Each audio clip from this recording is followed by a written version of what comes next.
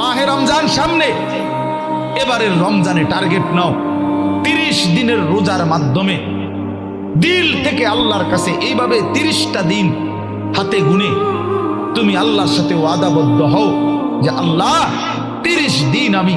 রোজা রাখবো। এবং যৌন চাহিদা, লজ্জাস্থানের চাহিদা,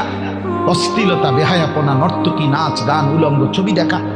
নারীকে নিয়ে চিন্তা ভাবনা, মেয়েকে নিয়ে অশ্লীল চিন্তা ভাবনা, অবৈধ কোনো প্রেম সম্পর্ক, হারাম কোনো রিলেশন, এই সব ত্যাগ করে বন্ধু 30টা দিন মনোযোগ দিয়া রোজা রাখো, তারাবি পড়ো, ইফতার করো, সাহারি করো, তাসবিহ পড়ো, তেলাওয়াত করো, কোনো আলেমে দ্বীনের সাথে উঠা বসা করো, ইমাম সাহেবের সাথে সম্পর্ক করো।